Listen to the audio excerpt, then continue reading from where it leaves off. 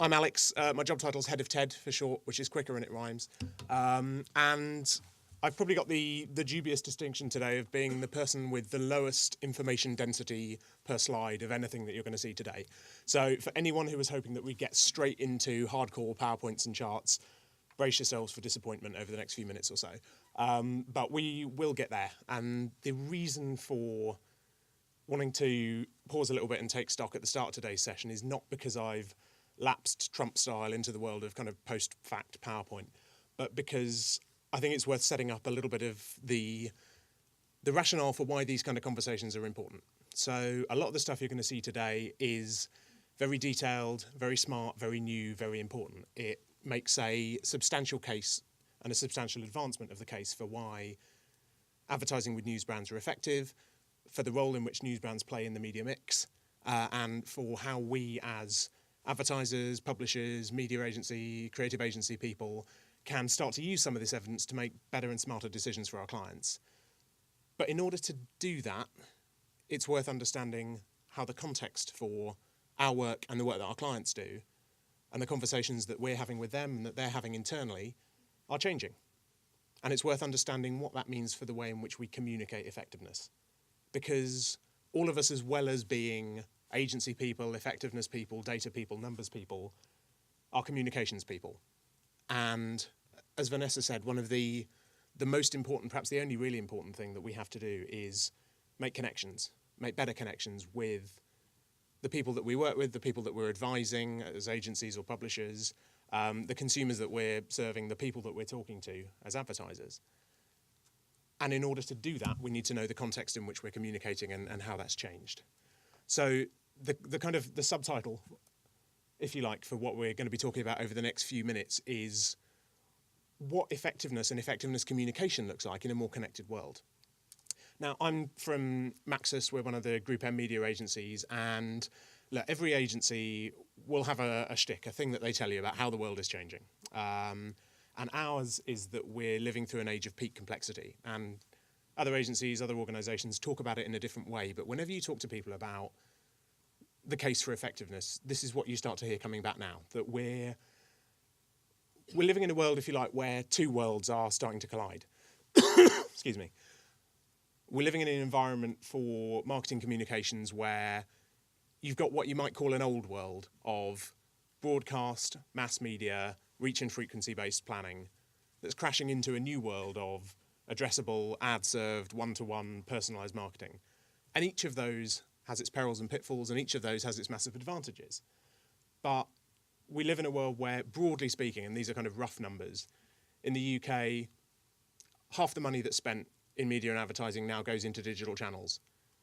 Of that, about half goes into mobile. Of that, about half goes into programmatic. So we, as you look right the way down the chain, we find ourselves living in this 50-50 world. And one of our responses to that can tend to be that, okay, everything's shifting, everything's moving into digital, or everything's moving into programmatic or mobile. But actually, it's important to take stock and look at the world as it is now, where we're living in a 50-50 world, where we can't necessarily see what the future's going to look like, where we need to be able to take stock of things as they are now and understand that we need to be able to make the most of and get the best out of both. We need to be able to understand how different types of media and different types of communications can work effectively together. We need to be able to measure across channels, across walled gardens, across different ways of kind of interaction. And we need to be able to take the data and information that comes from many different places and make it work more seamlessly together. And we need to also do that without going mad and whilst still being able to do the day job of giving clients effective and meaningful and powerful advice about overall effectiveness, whilst being able to see into the detail of what more granular, what more sort of nuanced data can tell us. And on that point, it's worth understanding what this world looks like for our clients. So I don't know which, this is probably almost certainly the year of mobile, because it's been the year of mobile for the last 8 years or so. It's definitely the year of big data. It's been the year of digital for the last 3 years, so we're still in that. We're probably halfway through the first year of machine learning. So we're in the middle of the year of lots of things. And we tend to talk about that as if it's amazingly exciting. But when I talk to advertisers, when I talk to publishers, when I talk to clients in particular, very rarely do I hear the words, I'm so pleased with the amount of data that's available to me now compared to a few years ago. It's wonderful. I love the volume. I get into work every morning and I punch the air with joy that there's so much data pouring into my organisation through every available orifice. What I actually hear is this. I hear words like drowning. I hear words like suffocating. I hear the sense that actually the amount of data that we've got coming into us now is helping us make less sense rather than more. And that's why it's worth for us kind of stopping and taking stock about how we talk about effectiveness. Because in a way, effectiveness communication, to some extent, is the art of saying the same thing, as long as it's the right thing, over and over again, of continually reinforcing, continually reinforcing that there are right ways to think about things and do things, that there are norms, that there are patterns in the data, that they do give us guidance about how we should be communicating, that it's possible to have knowledge as well as just measure things on an ongoing basis. But if it was the case that once upon a time we were talking into a vacuum about effectiveness, that those of us who did econometric modelling or research or any of these things were the only people that came to the party with numbers, now that is decisively not true. If we were talking to a vacuum, now we're talking into a crowd. There is more data available to marketers than they know what to do with. It's messy, it's unstructured, and it's coming at them so fast that they very often kind of struggle to cope. And so it's worth taking stock and realising that adding more to this, simply adding more numbers and perspectives and data and PowerPoint isn't particularly meaningful unless we can help people make sense and make sensible decisions off of the back of it. Did everybody enjoy watching what happened to the pound the other day? So it's the year of machine learning, so I thought we'd digress slightly to give machine learning a good kicking, because it's given everyone's holiday funds a good kicking. So the other night, in case any of you missed it, the other night, 6% was wiped off the value of the pound on the international currency markets within 15 minutes, possibly within about 30 seconds, but certainly within that 15-minute interval where you look one moment and the pound is ticking along fine, and you look back the next minute or the next period 15 minutes later and it's 15% down. It happened in the middle of the night in UK terms. It corrected again very, very quickly, although not quite back to the level that everyone thought it would. As far as anyone can tell, it was a flash crash. It was one of those events that was triggered by an automatic trading algorithm, by a piece of machine learning, the thing that we're all getting terribly excited about and promising that it's going to revolutionise our lives. It certainly revolutionised the lives of anyone who's going on holiday this week or anyone who depends on the international exchange rate of the pound this week. What happened, as far as anyone can tell, is that someone was using a machine learning algorithm that was trained to look for news.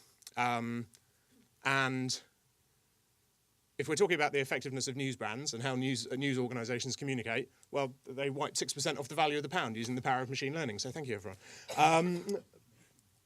But what happened, to the best of our knowledge, is that an oversensitive algorithm picked up a news story about the Brexit negotiations and overreacted to it and started selling the pound.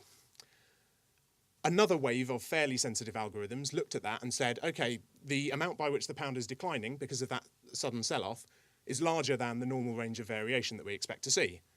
And so they went, well, that tells me that there's a greater than normal probability that the pound is going down in value, so I'm going to start selling the pound. And then the next wave of algorithms that are a bit less sensitive still and a bit more mature and grown up normally saw that loads of algorithms were starting to sell the pound, and so they started selling the pound, and so on. And you end up within a 15-minute window with the pound 6% down until those algorithms then correct and go, no, this is bonkers. There's no a slightly more sensible set of algorithms kind of kick in and say, actually, it's time to start buying the pound again because it's undervalued. So what happens if you look away, if you away from your desk for long enough as it takes to make a cup of tea, the pound's gone like that, and then it's gone back like that again. So it went from where it was to about 6% down to correcting to about 1 or 2% down. But still a significant impact that happened in the middle of the night within a 15-minute period. And I mention it for two reasons. Three reasons. A, because it's fun. B, because it tells us a little bit about the relationship between numbers and sense. And C, because it helps us set a little bit of kind of business context. So on point B, this is a wonderful example of what happens when numbers are not matched by sense. When you have an oversensitive algorithm that has no proper training that is blindly following metrics, it can make stupid decisions, and those decisions can be very damaging. And as with algorithms, so with people. If we exist in a world where we've got data flooding into our businesses, when it's coming in so fast that we're being trained, if you like, to make very, very short-term decisions, we can overreact to that. And if we don't have a good base of knowledge that says, actually, this is just the cranky behaviour of a late-night news sifting algorithm that's suddenly started selling the pound, those algorithms get into trouble, and we can get into trouble the same way. But the other piece of context is that it's worth reflecting on short-termism. So one of the things that we say to our clients a lot when we talk to them about effectiveness and about measurement and about rigour is, stop being so short-termist. I can't understand why you're making all of these short-term decisions. And we have a tendency to talk to marketers as if the marketing department is the only one making short-term decisions. And in fact, it's worth realising that it's endemic. We live in a world where not just the decisions on how advertising is bought or sold or made, but the trading of stocks is done on incredibly short-term bases, where businesses are looking quarter to quarter, where algorithms are looking millisecond to millisecond. The short term is here for the long term. And although that's a bit of a line, it's worth kind of bearing in mind and worth sort of taking with you, because it is not going to be acceptable, it's not going to be viable for those of us who talk about effectiveness simply to say, don't think about the short term at all, when every bit of the context that marketers operate in is geared towards increasingly short-term thinking. What we need to do instead is to be able to manage the relationship between the long and the short term. So to be able to take advantage of all of the speed and immediacy that data can give us, but without going completely crackers and without losing the longer-term context of the effectiveness of what we're doing. And for that to work, it's not okay for us to be carving out a division between short-termness and long-termness, to be saying, you know, the short term has no value, the long term has value, or to treat those two as completely separate from each other. What we need to be doing instead is getting to a situation where we're moving from metrics to models. So rather than focusing intently on every potential metric that we could look at, because realistically, there's always going to be some number that you can focus on, particularly if you're an agency or you're a publisher and it's your job in part to convince advertisers that their work is doing well. You can always find a metric that goes up. Any campaign. Sales don't go up, have a look at likes. Likes don't go up, have a look at shares. Shares don't go up, have a look at people talking about this. There will always be some metrics, what the guys who run Wyden and Kennedy call crack cocaine metrics, that moves. And it may not move significantly, it may move like an algorithm in the middle of the night. But you will always find something. But it's about being able to apply sense to that something. It's about being able to identify which short-term metrics are useful because they're leading indicators of long-term change or of more fundamental shifts. And when we talk about from metrics to models, it's about bridging that gap between the long-term and the short-term, being able to know which immediate movements correspond to long-term growth, correspond to lasting value. And that's why so much of what you'll see today is important, because it starts to set up the context for us doing that. It helps us to see which things that happen in the short term, which decisions that we make right now, which pieces of data can we rely on that will give us a good steer on what's going to happen in the future and what's really valuable for our brands and for our clients. But it is a little bit complicated, establishing the link between any of the short-term metrics that you might have pouring into your organisation and the long-term effectiveness of them. Let's not pretend it's easy. Let's not talk to our clients as if it's easy. And so the other reason that so much of what you'll see today is hugely valuable is because it helps us not have to do all of that work ourselves. There's a tendency, as more data has become more available, as businesses spend more on analytics, data processing, computation, that sort of thing, there's a tendency to focus on your own data at the exclusion of all the rest. And there's a tendency, it becomes very, very easy to say the answer must be in the data that we've got because we've got so bloody much of it. And to kind of mine down into it and say, if, you know, it's definitely, the needle is definitely somewhere in this haystack. What research programs like this, what a lot of the Newsworks effectiveness work that you'll see help us do is get beyond that, actually. They help us move from data to knowledge. So if we talked about from metrics to models, having a more sensible and connected view, then from data to knowledge is being able to bring others' perspectives into the mix so that we don't always have to reinvent the rules of marketing effectiveness from scratch on our own brands every time. And again, it can provide a useful corrective. It can help us to understand where we haven't done things before or where we've done things to a limited extent, what's the evidence been from those who have done it a lot? So you'll see work today that's based on hundreds or thousands of different case studies, hundreds of different models, hundreds of different effectiveness awards entries that really start to give us a better view of the baseline of how marketing effectiveness works. And that's vital, because if we're only ever dealing with our own data, if we're only ever working from our own experience, then we end up being biased towards the things that we've done before. We end up being skewed by the results that we've seen, which may be very limited.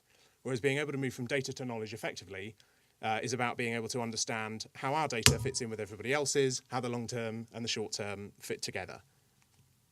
And for those of us who are in the agency business or the publisher business, it's about being able to rediscover more meaningful knowledge-based relationships with our clients and with advertisers.